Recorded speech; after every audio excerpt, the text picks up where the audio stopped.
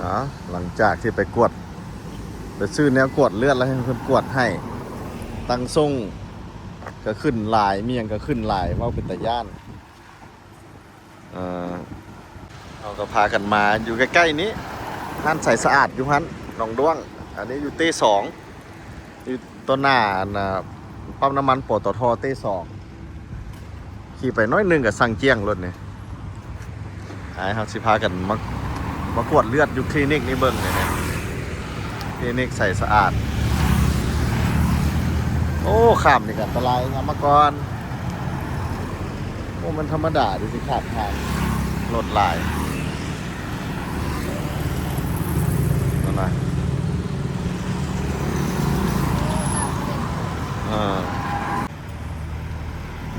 อันนี้เพิ่นก็มีห้านขายยาใสสะอาดเพิ่นอยู่นี่โอ้รถคันนี้แต้มเอาเองนะนี่ท้าเอาเองรถสีนี้นี่ไปดีไปกวดเลือดเดี๋ยวโอ้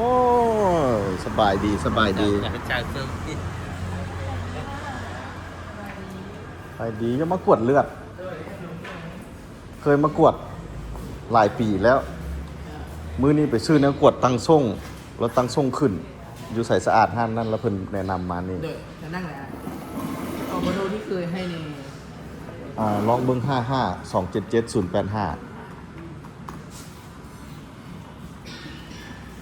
นี่อันนี้เป็นคลินิกสิมากวดเลือดบางกี้ไปห้านขายยาใส่สะอาดไปซื้อแนวกวดตังส่งขึ้นสูงหลายเพิ่นแนะนำให้มานี่อันนี้ก็ใส่สะอาดกันเนาะครับเด้ศูนย์การแพทย์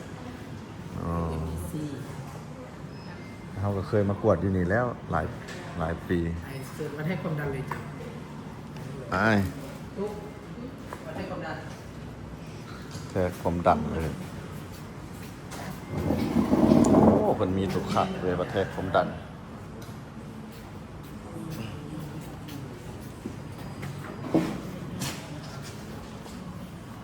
งัดเข้าไปเลยเนาะ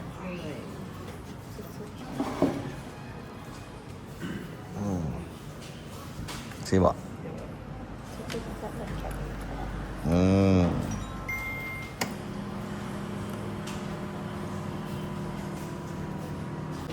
ใส่อธิบายให้ฟังแน่ตัวนี้มันจะขึ้นอันหักกับ152มันขึ้นธรรมดามันต้องเท่าไหร่ปกติจะ102 120เนาะ120ปลาย130ยังแบบยังสูงนิดนึงกว่าหลายตัวนี้มันจะสูงอันนี้เด้ตัวนี้ปกติจะตัวนี้เขาอันนั้นตัวอันหายใจนี่จะธรรมดาหายใจตัวชีพจรเนี่ยธรรมดาอันนี้เด้ตัวนี้มันจะเป็นหายใจธรรมดาเลยอันบุปกติแล้วมันตัวนี้มันสูงตัวฝากความดันนี่จ้ะความดันสูงโอเคนั่งพุ่นเอาหลังจากไปกวดอันนั้นแล้วลมกับท่านหมอแล้วนั่งเพื่อนนันนาความดันขึ้นเพื่อนแนะนำให้กวดครบวงจรเป็นถามว่าอันนะพ่อแม่เป็นเบาหวานบ่สิพอดีแม่ก็เป็นเบาหวานแล้วมื้ออื่นเป็นนัดให้ไปกวดครบวงจรมื้ออื่นมื้อนี้เขากินข้าวมาเลยได้กวดเลือดบ่ได้มื้ออื่นสิเข้ามามื้ออื่นวันเสาร์เพิ่นอยู่คลินิกนี่เพิ่นเปิดซุมื้อเว้ย7 โมงเช้าหา8 โมงแรงว่าซั่นมื้ออื่นเป็นมื้อวันเสาร์ก็เปิดเฉย360 องศาให้เบิ่งแล้วมื้ออื่นเช้าเขาสิได้มาแบบบ่ให้กินน้ำกิน บ่ให้กินน้ำกินข้าวบ่ให้กินหยังเทื่อก็สิมากวดเลือดมื้ออื่น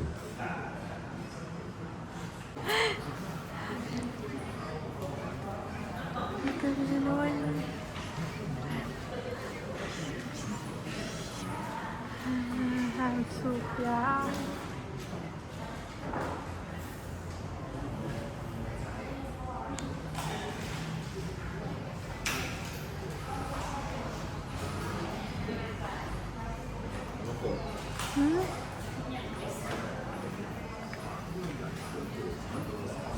ต้องการเงิน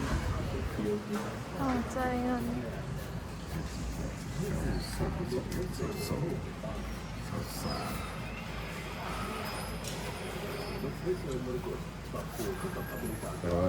มื้ออื่นนัดสิมากวดครบวงจรมื้ออื่นเพิ่นบ่ให้กินข้าวบ่ให้กินน้ำสิมากวดครบวงจรว่าซั่นๆมื้ออื่น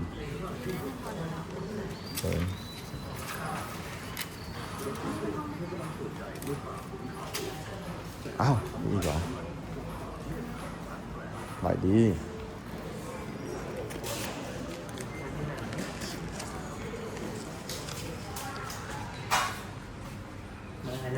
ไหวดีโอ้ยบนกวดขัดเว้ย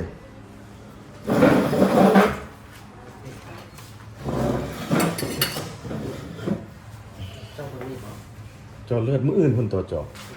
อาชีพจอมืออื่นเนาะ เออมื้ แต่ อ ว่ารายการมืออื่นทำอาชีพมือนี่บอกเพื่อมืออื่นไปเชียร์เดียวหมันเลย เฮ็ดมื้ออื่นติพอบ่กินข้าวบ่กินน้ำ โดยเพราะว่ามันจะมีเอ็กโก้ อันอื่นเฮ็ดเบิดอันออกจากเจ้าเลือด มื้อเห็นมื้อนี้แต่ว่านอกจากจอเลือด โอเค แม่นตัวจอ ได้ เดี๋ยวใช้นอกเลยนะที่นี่ครับ ไปนั่งกันเลยคนนั้น เดี๋ยวนะ นี่ไว้ก่อนมื้อสรุปเพิ่นสิเฮ็ดมื้อนี้บ่เฮ็ดแต่เจาะเลือดมื้ออื่นมาเจาะเลือด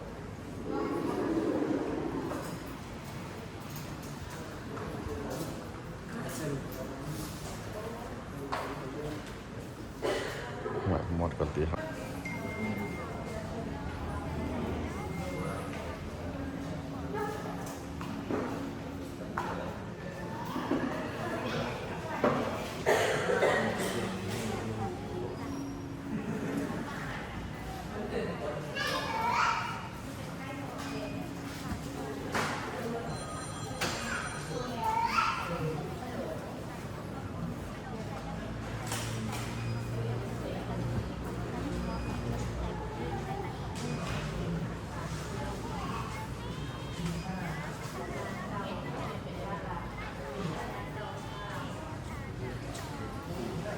บายดีตอนนี้มันตื่นเช้ามามื้อวันใหม่ได้บัดนี้แม่หมอเพิ่นน่ะให้เอาปัสสาวะกับอาจมมาให้มาให้ท่านหมอแล้วก็มาเจาะเลือดมื้อนี้มื้อวานนี้หั่นเพิ่นเจาะเลือดบ่ได้เพราะเฮากินข้าวกินหยังมาเด้แล้วแต่ว่ากวดอยู่นี่เด้อเพิ่นกวดครบสุดเลยอยู่นี่ราคาก็2,250,000กับประมาณ100 ดอลกวดครบสุดหมดเลยหัวใจเมื่อวานนี้เพิ่นกวดหัวใจท้องตาหูวานนี้มีอย่างอีกลืมละ แล้วเพิ่นนัดให้มามื้อนี้เอาอาจมกับปัสสาวะแล้วก็มากวดเลือดนี่กวดเลือดในหมอเพิ่นก็เก่งแทงบัดเดียวได้เลยนะในหมอนะในหมอผู้สาวซ้ำทั้งงามทั้งเก่งแล้วหลังจากเจาะแล้วเพิ่นบอกว่าให้กลับบ้านเลยกินอย่างก็ได้ละบัดนี้แล้วประมาณ2 ชั่วโมงเพิ่นสิโทรมาบอกผลเพิ่นว่าลมในโทรศัพท์ก็ได้หรือว่าจะเข้ามาให้เพิ่นอธิบายก็ได้ว่าซั่นโอเคมาถามเบิ่งว่าสิมีเบาหวานนำบ่พอกวดครบวงจรเพิ่นเช็คเบาหวานนำถือว่าราคาก็บ่ได้แพงปานใดพอดี2,250,000 กีบวันนี้มาถ่ายติดตามเบิ่งประมาณ2 โมงเพิ่นสิโทรมาบอกเอาแนะนำเลยเด้อนี่บ่ต้องไปไกลเลยอยู่นครหลวงเวียงจันทน์มันก็อยู่ใกล้เฮือนเฮาอยู่บ้านเฮาอยู่บ้านปักทางอันนี้อยู่เต้2ไปทางนี้ก็ตลาดแรงหนองด้วงเลยอยู่ต้นหน้าเกือบต้นหน้าปั๊มปตท ขี่ไปนี่ก็มันสั่งเจียงรถนี่ต่ำปุ๊บรถนี่นะสั่งเจียงรถไปทางนี้โอเคแมันไผมาลาวอยากมาใช้บริการคลินิกบ่อยากไปห้องหมอมันคนได้ท่าหลายแล้วมาตัวนี้เลยตัวนี้บ่ได้ท่ามาเบื่อเดียวได้เลยได้โมงเห็ดเวียกเพิ่นนะโมงเห็ดเวียกเพิ่นขอแนะนำเลยเด้อโอเคเอาขอจบวิดีโอนี้ก่อนขอให้ทุกคนมีสุขภาพแข็งแรงเด้อผมเจ็บจะได้ของไข่จะมีจะสูบใจคือไอ้หลัดวันนี้ไอ้หลัดมันอุกใจเป็นตังทรงขึ้น โอเคบาย